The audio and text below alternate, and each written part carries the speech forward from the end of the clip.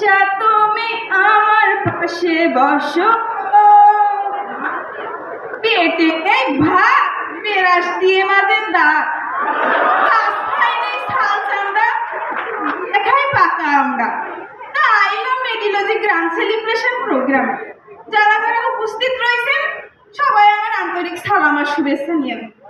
আজকের বিতর্কের বিষয়খান নির্ধারণ করা হয়েছে মেডিকেলে ভর্তি আইছি টাকার জন্য, সঙ্গত কারণে আমি পক্ষে অবস্থান করেছি। আচ্ছা চলেন বুঝাই বলি। এখনকার ভালোবাসার দুনিয়া, মায়াগো জন্য শাড়ি চুড়ি গোলাপ চকলেট, আর পোলাগো জন্য ঘড়ি পাঞ্জাবি আর আনুষঙ্গিক, এই সব কিছু দিতে পারলেই দেখবেন আপনার ভালোবাসার গুরুত্বও রয়েছে। কিন্তু বিপক্ষ দল হয়তো রাজি না হয়ে বলবে না, আমরা নয় প্রকৃতির দিকে তাকিয়ে চোখে চোখ রেখে হাতে বাদাম নিয়ে ভালোবাসার গভীরতা বোঝাবো।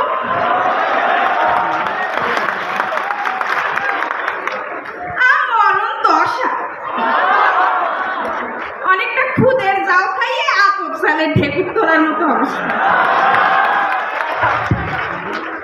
কিন্তু দাদা যখন মায়েরটা দেখবে না তার ডাক্তার প্রেমিকের পকেট খালি, তখন সেই প্রবাদের মতোই বলতে হবে না, ছেলেটা বাদাম ছিলিতেছিল মেয়েটা বাদাম চিবাইতেছিল, বাদামও শেষ মেয়েটাও নিরুদ্দেশ।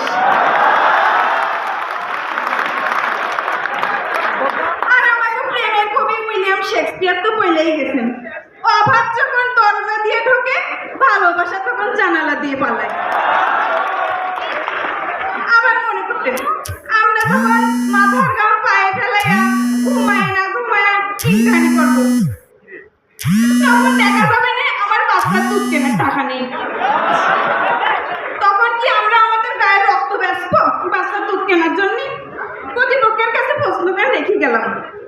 আর যদি ডাক্তার হয়ে বাচ্চার দুধ কেনার জন্য গায়ের রক্ত বেশি হয়, তাও ডাক্তার ইচ্ছায় আমি কোন চুলোই দেবো শুনি? তাই বলি কি, নিজেকে ভালোবাসেন বা নিজের প্রিয়জনকে বা আপনার পরিবারকে, টাকা আপনার খরচ করতেই হবে বস। তাই পরিশেষে বলতে চাই, যোগ্য শক্তি হারালে কাঁদতে হবে নি আড়ালে। তাই প্রতিপক্ষ অত ঝামেলা না করি আমি যা করতেছি কথাখানে আমার সাথে সায় দিয়েন, আমি না হয় কথাখানে আরেকবার মনে করাই দিই। কেননা ডাক্তাররা টাকা ছাড়া কিছুই বোঝে না,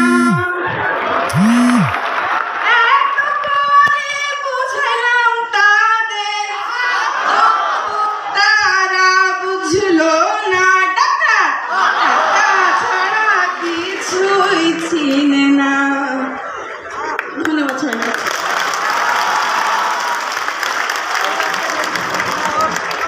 অসাধারণ।